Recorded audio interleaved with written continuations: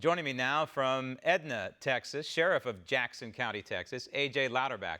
Sheriff, I want to talk about drugs because I know that you can give a lot of information on that vis-a-vis the border, but I want to talk about also the caravan that we're seeing now formulate and infiltrate into Mexico. Mexico just today announced that it gave them about 7,000 permits for trespass into their country, and we know what they're going to do. They're going to head toward our border. Does it infuriate you, as it does me, to watch this slow-moving train wreck, this pending violation of our sovereignty? And at this moment in time, for some reason, our federal government seems paralyzed to stop it?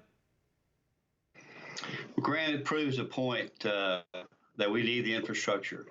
Whether it's build a wall and crime will fall, or any of the other issues that go along with having a border that lacks the proper attention from our government.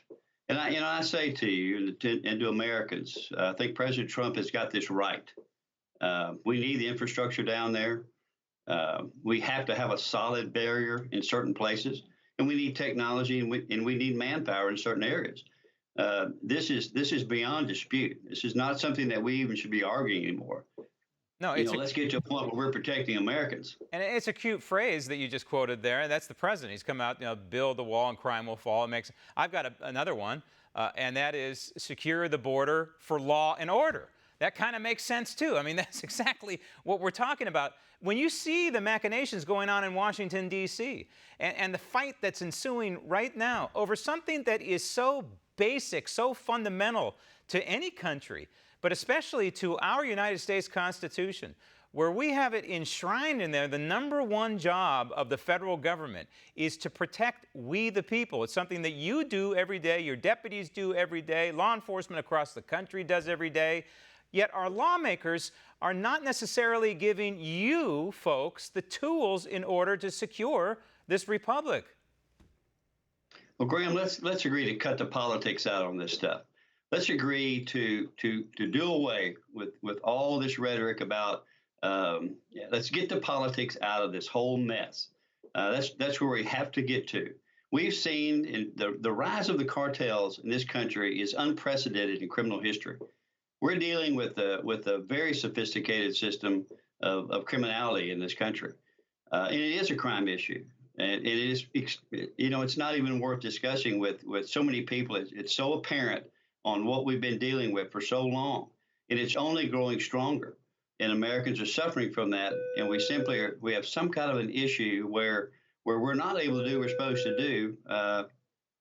And why? It is politics. It's politics. It's blocking out 2020. Well, Sheriff, So that might be the issues. White House calling you right now. Don't answer it because you're talking to me right now. You went to the White House on January 11th, and you said this to the President of the United States. Roll tape. Let me address the word manufacture that we keep hearing.